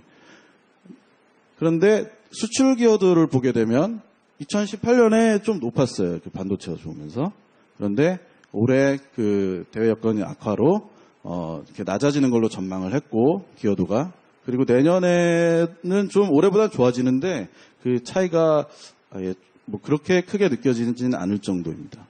그래서 이런 내수 기여도와 수출 기여도가 합쳐져서 이제 GDP 성장률이 만들어지는 거고요. 그래서 여기 나와 있다시피 성장에 대한 수출 기여도를 보면은 내수 기여도는 지난해 수준을 유지하겠으나 수출 기여도는 상당폭 하락할 것으로 전망을 했습니다. 그러니까 이 말은 다시 얘기하면은 이번에 저희 전망에서 대외 여건 변화가 상당히 큰 역할을 요인이 되었다 하향 조정하는데 전망을 낮추는데 이렇게 보실 수 있겠습니다. 그리고 이제 한 가지 좀 말씀을 드리면 지금 여기 지출 부문인데 내수 수출은 있는데 수입을 얘기를 안 했어요. 근데 왜 얘기를 안 했냐면 그거는 이제 여기서 수입은 독립적으로 발생하는 그런 항목으로 보지 않고 그 내수나 수출이 발생할 때 같이 동반해서 발생하는 것으로 보게 된 겁니다. 그러니까 예를 들어서 이제 소비 뭐 우리가 핸드폰을 산다 아니면 뭐 삼성이 핸드폰을 수출한다 그러면은 그 제품을 만들 때 들어가는 원자재나 부품들 일부분은 분명히 수입제를 쓸 거라고요. 그렇죠? 그런 것처럼 어떤 이제 우리가 소비를 하거나 뭐 수출을 하거나 투자를 할 때 그렇게 이제 수입을 유발을 하게 되는데 이제 그렇게 독립적이 아닌 그러니까 동반해서 유발되는 것으로 보았고 그래서 각 그 항목 지출 항목별로 내수 수출의 지출 항목별로 수입 유발 효과를 추정을 해서 차감하는 방식으로 해서 순성장 기여도를 구하게 됩니다. 그래서 이 상품 이 수입이 각각의 지출 나머지 지출 항목으로 이렇게 뭐 뿌려진다고 보시면 되겠죠. 예. 그래서 그런 거 참고하시면 좋을 것 같고요. 그리고 내년에는 아까 이렇게 말씀드렸다시피 민간 부분의 부진이 완화되면서 금년에 비해서는 성장 흐름이 좀 나아질 것으로 보았습니다. 이제 이제 전체적인 그림을 보았고 이제 다음에는 요 지출 항목들 설명을 이어가겠습니다. 먼저 이제 민간 소비인데요. 민간 소비는 뭐 쉽게 생각해서 우리가 물건 사는 거, 물 사고, 뭐 핸드폰 사고 그런 재화를 소비하는 것도 될 수 있고요. 미용실 가서 뭐 머리 깎고 이런 서비스 받는 거 그런 것도 여기에 해당이 되겠죠. 그 2018년 작년에는 2.8%를 기록했었어요. 근데 올해는 2.3% 좀 낮아질 걸로 봤고 내년에는 아주 소폭 개선된 2.4%로 보았습니다.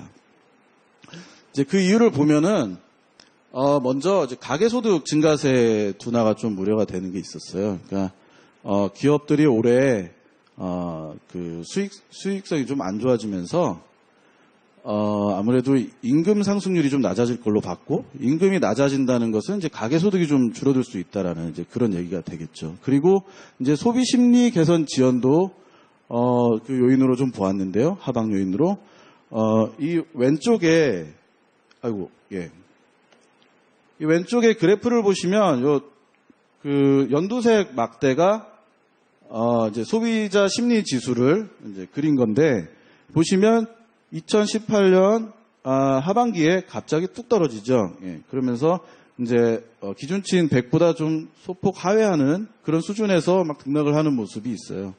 그래서 이게 소비 심리 개선, 소비 심리 악화가 바로 소비에 반드시 영향을 미친다고는 볼 수 없는데, 근데 이렇게 악화돼가지고 개선되지 않고 계속 이렇게 가게 된다면 아무래도 우리 경제에 소비에 좀 제약 요인으로 작용할 수는 있겠죠. 특히 이게 불확실성 지수를 보시면은 2018년 이후 이렇게 쭉 1월 이후 쭉 이렇게 좀 올라가는 추세가 있는데요. 이렇게 불확실성이 높아지게 되면 아무래도 이제 소비를 하려 했던 걸 이렇게 멈추고 좀 이렇게 소비 의사결정을 좀 지연을 하거나 이런 효과가 있을 수 있겠죠. 이제 그렇게 됐을 때 소비 심리가 좀 악화되면서 소비에 영향을 미칠 수 있게 되겠죠.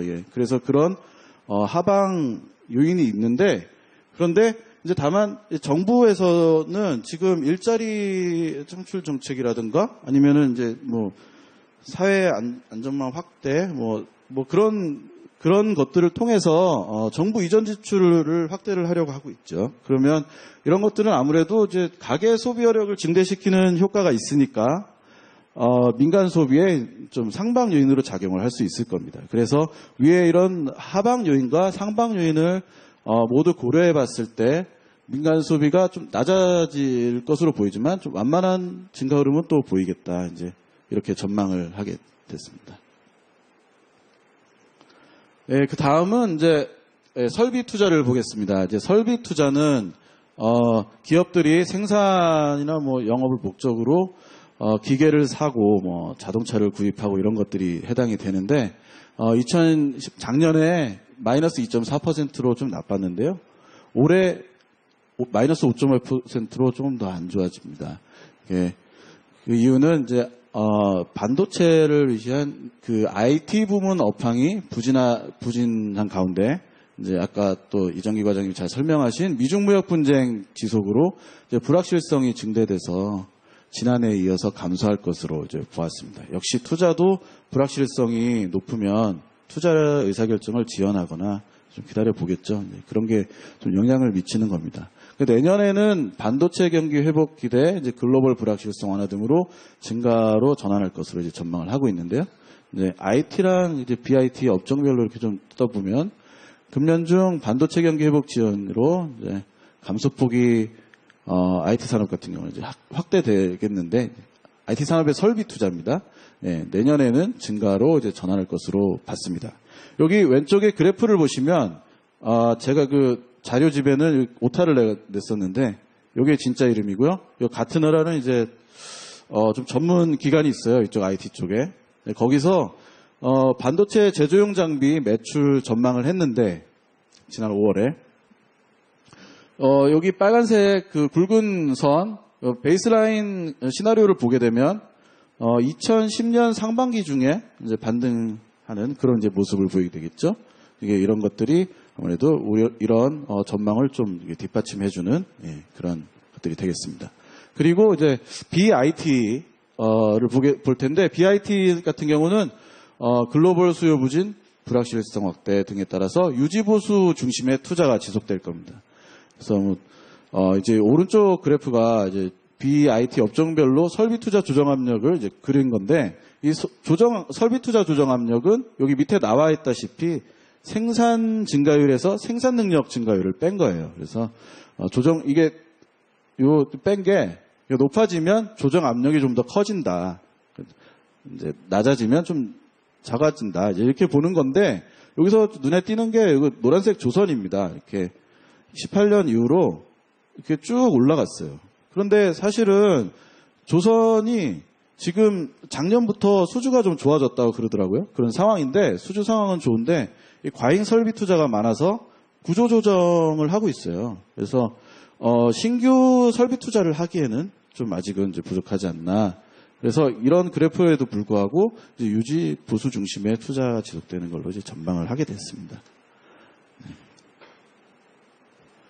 자, 다음에는 이제 지식 재산 생산물 투자 이름이 좀 어려운데요. 이거는 그러니까 좀 무형 투자라 그래야 되나요? 유형 투자 이렇게 그렇게 볼 수 있을 것 같습니다. 이렇게 지식 재산 생산물 투자에는 이런 R&D 투자가 포함이 되고요. 그리고 그 소프트웨어를 사는 거 뭐 그런 것도 이제 이런 데 포함이 됩니다. 근데 이거는 작년에 2.2% 증가했었는데 올해는 2.6%로 좀 더 증가할 걸로 봤고 내년에는 좀 더 큰 2.9%로 봤습니다. 이제 R&D 투자를 먼저 보는데 그 민간을 보면은 기업 매출액 증가율이 이제 둔화돼서 될 것으로 이제 보여서 금년 중에는 그 이제 투자 증가세가 좀 다소 제약이 될 것으로 봤는데 내년에는 신산업 부분을 중심으로 점차 이제 확대될 것으로 전망을 하고 있습니다.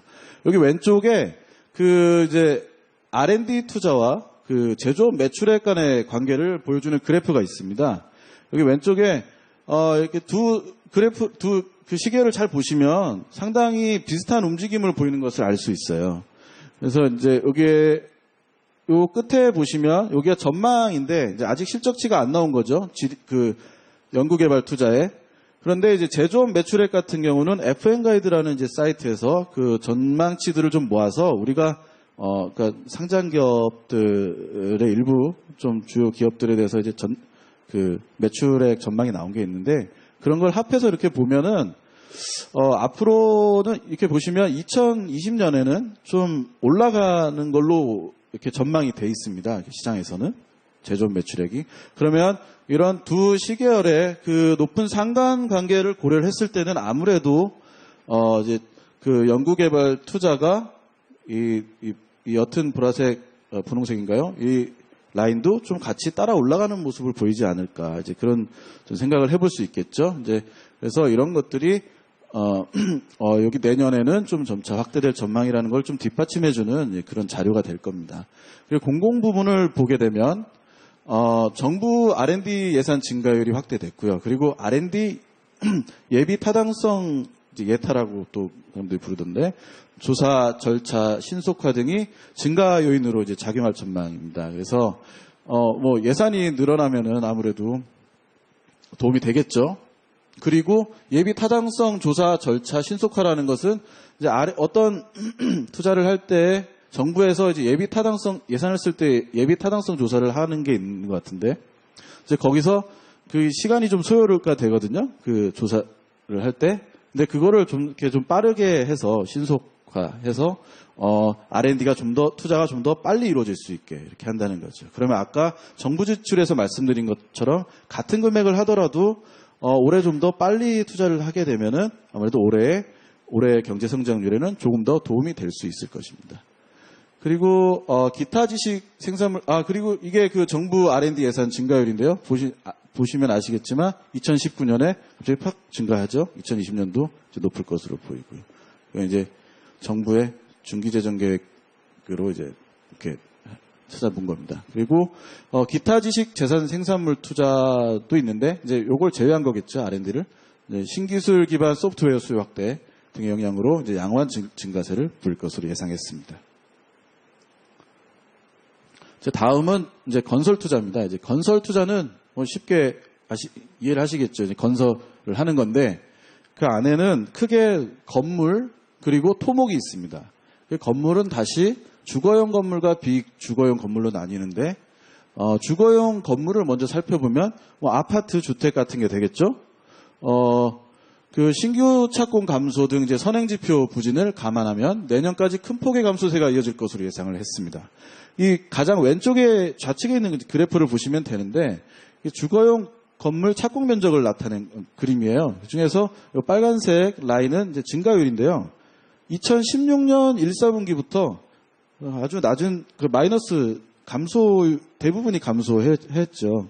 그래서 낮은 수준이 지속이 됐는데 그러니까 주거용 건물 투자의 선행 지표라고 볼 수 있습니다. 왜냐하면 이게 착공을 한다는 건 이제 건설을 시작한다는 거겠죠. 대체로 주거용 건물은 한 2년 정도의 공사 기간이 필요합니다. 그러니까 여기 끝에 이렇게 이제 감소한 거는 이 효과는 앞으로 한 2년 정도는 쭉 나타날 수 있다는 거겠죠. 그러니까 대체적으로. 그래서 이런 걸 감안해서 내년까지 큰 폭의 감소세가 이어질 것으로 예상을 했습니다. 다음은 이제 비주거용 건물인데요. 이건 이제 상업용 건물, 상가나 아니면 오피스텔 같은 것도 되고요. 그리고 또 이제 공장이 여기에 들어가 있습니다. 근데 여기 상업용 건물을 중심으로 이제 부진을 할 것으로 봤는데, 근데 지금 정부에서는 생활 SOC나 이런 것들을 정책을 추진하고 있거든요.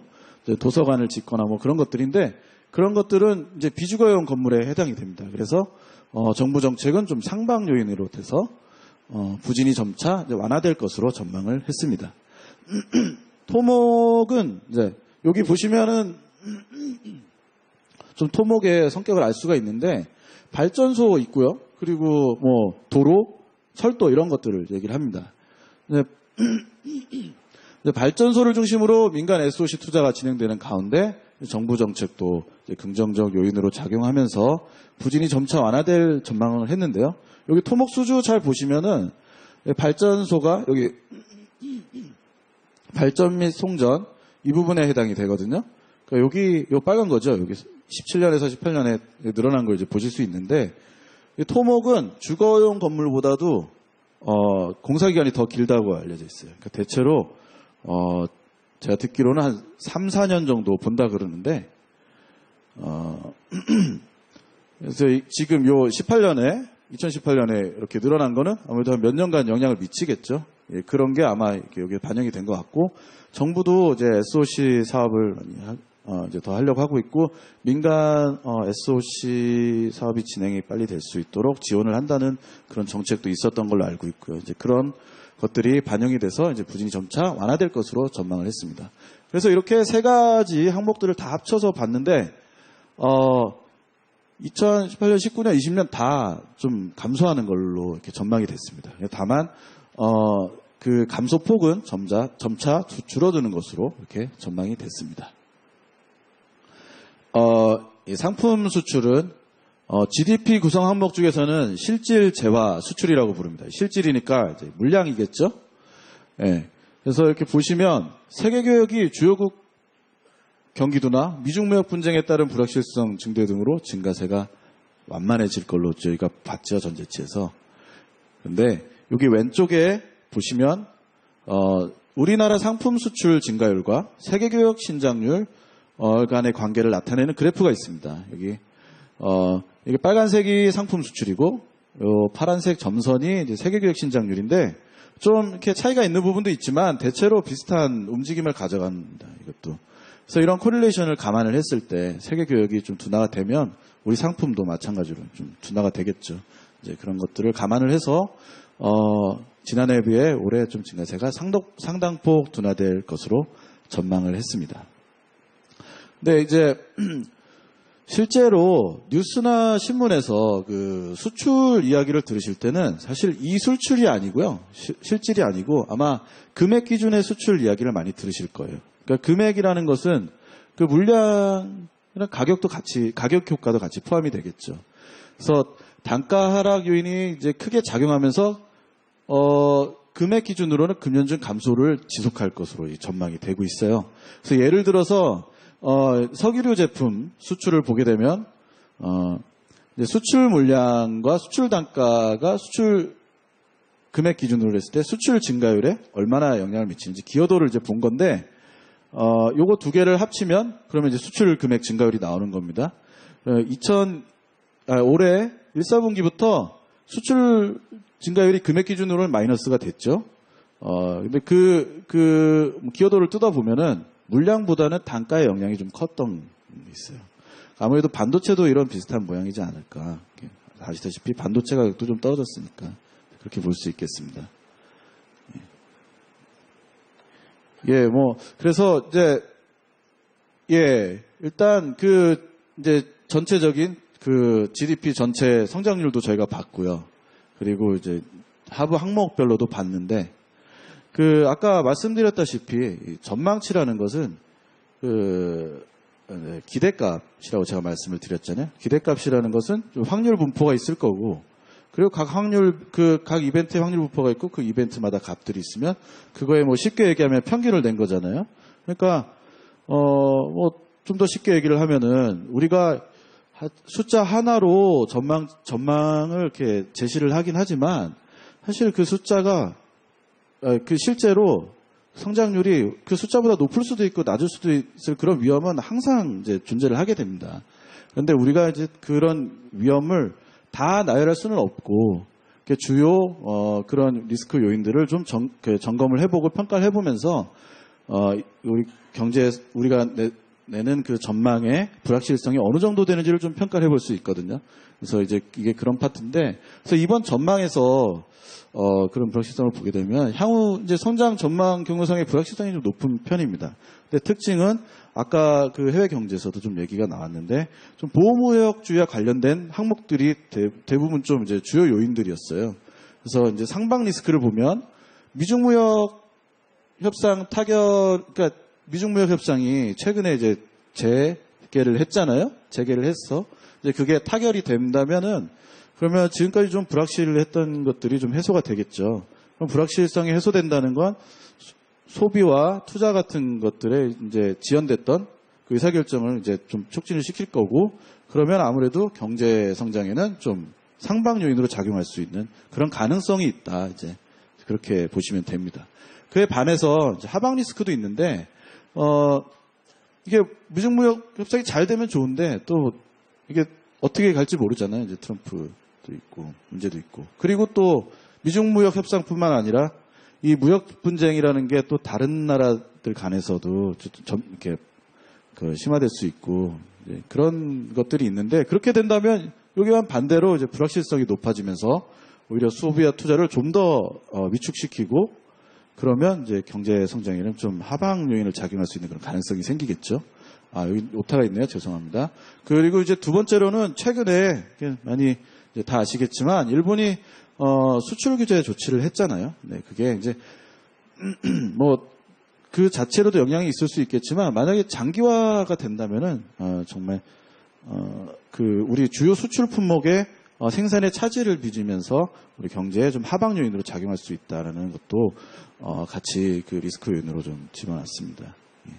그래서 이런 것들을 다 감안을 하셔가지고 전망치를 보시면 좀 더 이해가 잘 되실 것 같습니다. 이렇게 이제 경제 성장에 대해서는 먼저 이 정도로 하고요. 그리고 이제 두 번째 거시지표는 이제 고용입니다. 이제 고용은 전망에 앞서서 먼저 동향을 좀 보여드리는데, 이제 고용 상황은 이제 취업자 수 증가폭이 확대됐어요. 그러면서 근데 막 완전히 좋아졌다기보다는 좀 다소 나아지는 모습이다, 이렇게 보시면 되겠습니다.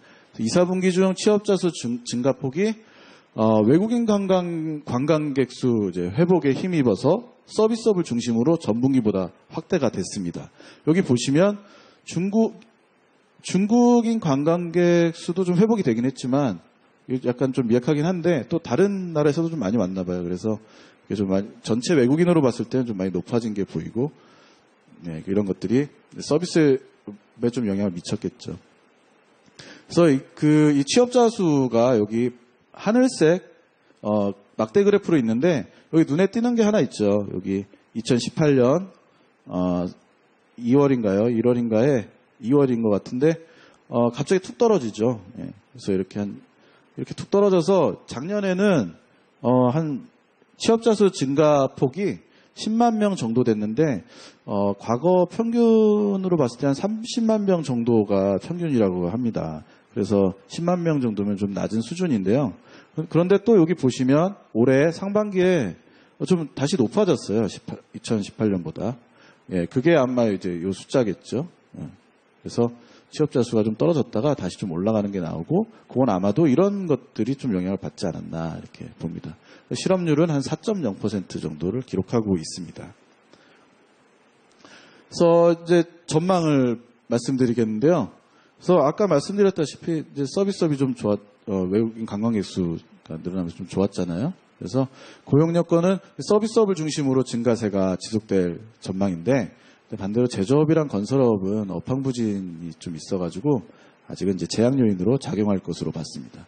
그래서 업종별로 조금 더 뜯어보면 제조업은 전기 전자를 포함한 상당수 업종의 업황부진이 지속되면서 이제 감소세가 이어질 것으로 예상이 되는데, 반면에 서비스업은 정부의 일자리 지원 확대도 있고, 그리고 아까 얘기했던 외국인 관광객 수 회복 등도 있어서 보건복지업이나 숙박음식업을 중심으로 꾸준히 증가할 것으로 예상을 했습니다.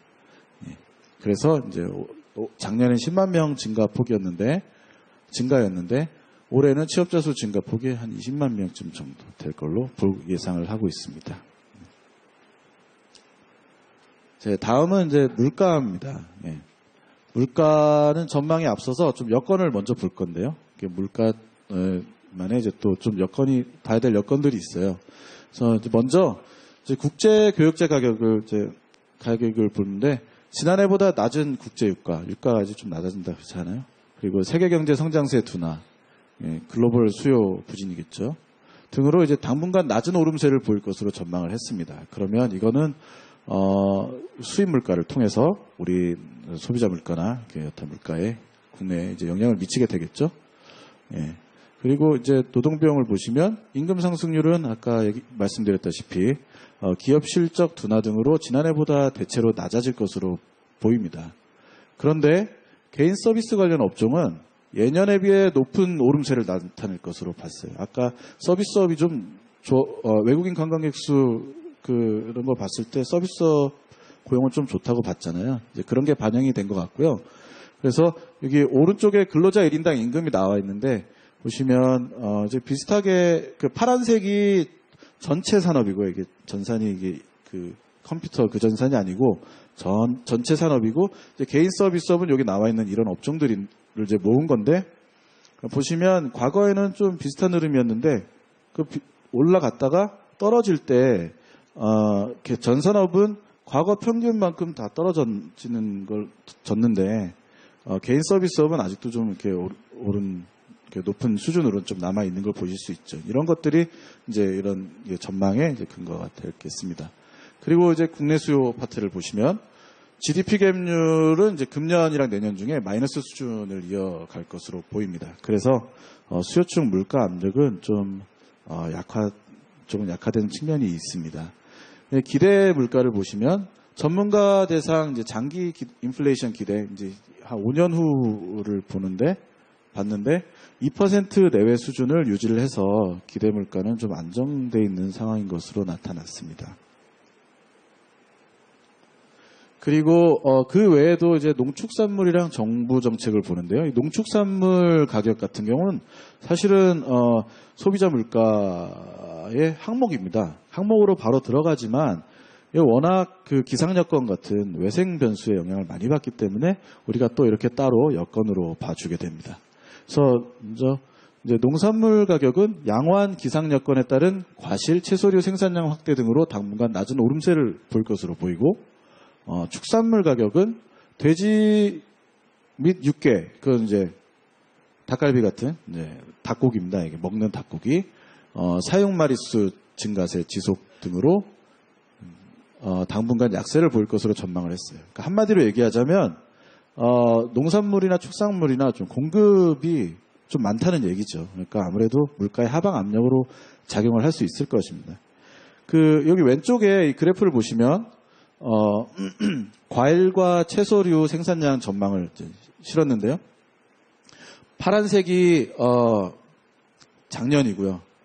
빨간색이 올해 전망입니다.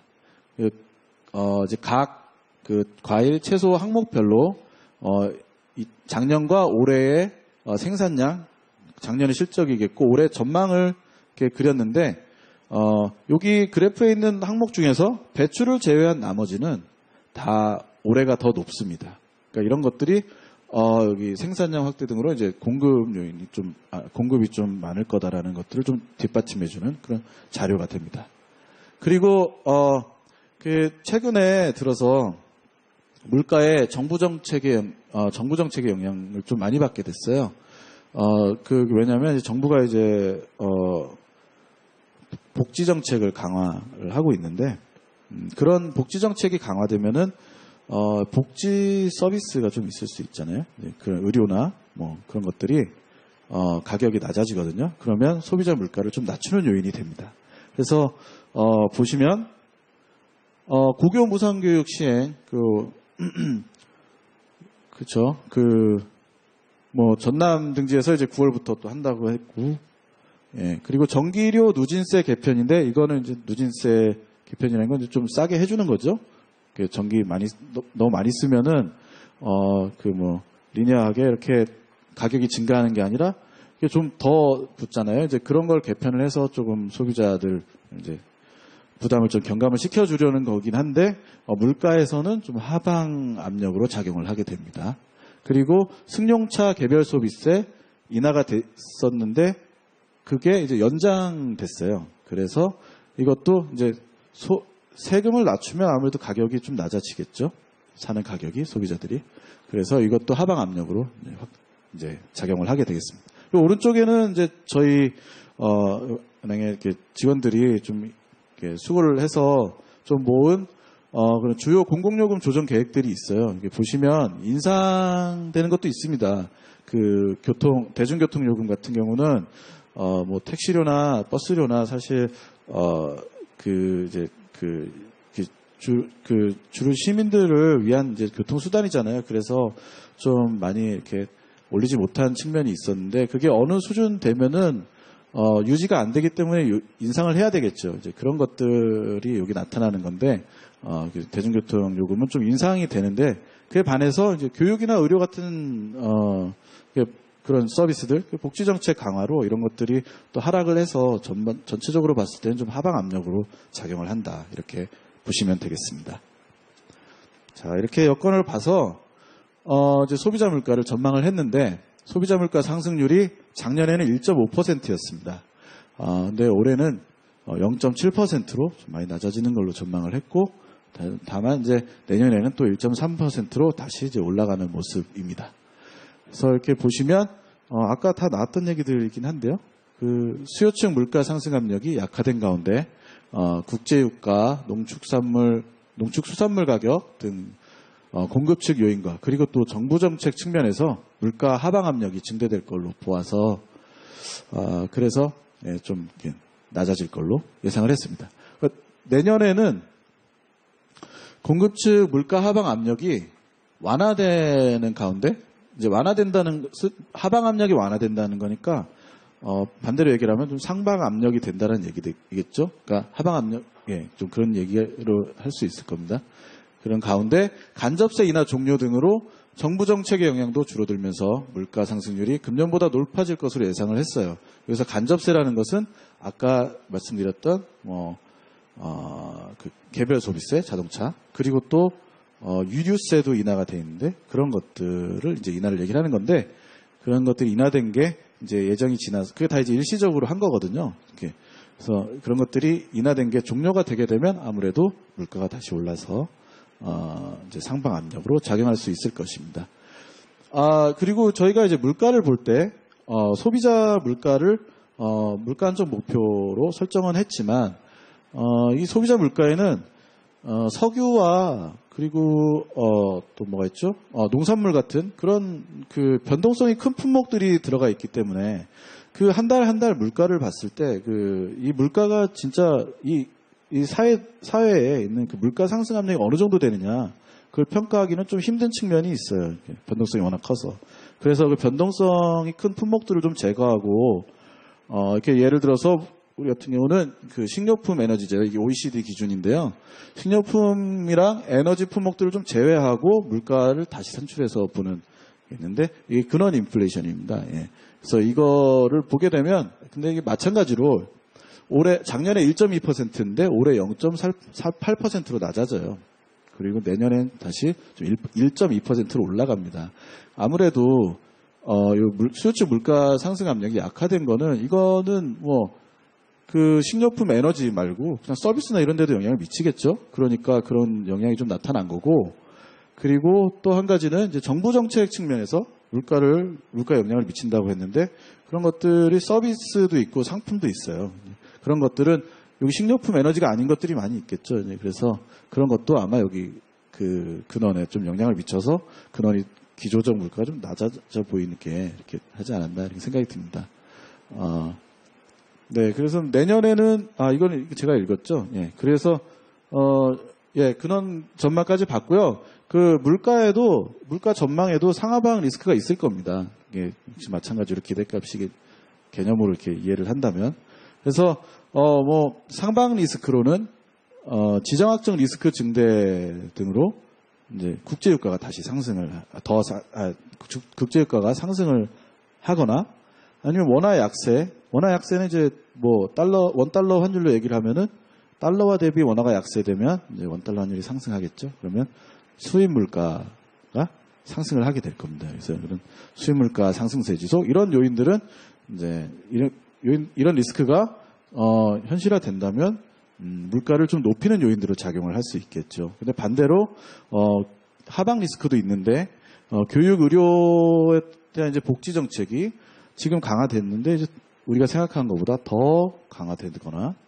뭐 확대되거나 뭐 폭이 커지거나 혹은 내수 증가세 둔화에 따른 수요층 물가 압력도 약화되는 걸 우리가 봤는데 우리가 생각한 것보다 더 약화된다면 그러면 이제 물가를 더 낮추는 요인으로 작용할 수 있을 겁니다. 그래서 이런 상방 리스크와 하방 리스크가 지금 우리 향후 물가 경로에는 좀 혼재되어 있는 상황입니다. 그래서 약간 좀 불확실성이 있다고 볼 수 있겠습니다. 자, 그러면 이제 마지막으로 경상수지에 대해서 전망을 해드리겠습니다. 경상수지는 우리나라 경상수지는 2000년대 이후로 대부분이 흑자였어요. 특히 이제 상품 수지는 계속 흑자인데요. 근데 올해 상품 수지가 이렇게 이런 원자재 및 자본재 수입 감소에도 불구하고 수출 여건 악화로 주력 품목의 수출이 줄면서 흑자폭이 축소될 걸로 전망이 됩니다. 그래서 이제 여기서 이제 수출 여건 악화라는 것은 이제 이 경상수지는 아까 상품 수출은 이제 실질 기준이었잖아요, 물량. 여기서 경상수지는 금액 기준입니다. 그래서 이 수출 여건 악화는 뭐 반도체 가격 하락 이런 것들을 생각하시면 될 겁니다. 그래서 이제 가격 효과까지 들어가서 이제 흑자폭이 축소가 되는 모습입니다. 되는 걸로 전망이 됐습니다. 그리고 이제 경상수지 여러 가지 항목이 있는데 그 중에서 또 이제 두 번째로 큰 게 서비스 수지거든요. 서비스 수지는 거의 대부분 적자인데, 근데 적자 흐름은 이어가겠지만 여행 운송 수지 개선 등으로 이제 적자폭이 축소될 것으로 이제 보았습니다. 이렇게 저희 전망을 각 세부 항목의 전망을 이렇게 합쳤을 때 경상수지는 상품 수지 흑자폭 축소 영향을 많이 받아서 작년에 764억 달러 흑자를 기록했는데 올해는 590억 달러로 좀 줄어들고요. 내년에는 올해와 비슷한 조금 줄어든 585억 달러로 전망을 하게 됐습니다. 이제 제가 다 한 것 같은데요. 그래서 시간이 지금 거의 다 돼가지고 이거는 그냥 아까 말씀드렸던 걸 다시 정리를 해놓은 거고요. 뭐 보시다시피 성장률은 2.7에서 올해 2.2로 갈 걸로 전망을 했고 그 안에 세부 항목들이 있고 취업자 수 증감은 10만 명에서 20만 명으로 있고요. 소비자 물가는 1.5에서 0.7, 근원 물가는 1.2에서 0.8, 그리고 경상수지는 764억 달러에서 590억 달러로 이제 전망을 하게 됐습니다. 이상으로 우리 경제에 대한 우리 전망에 대한 설명을 마치겠고요. 어떻게? 감사합니다. 오늘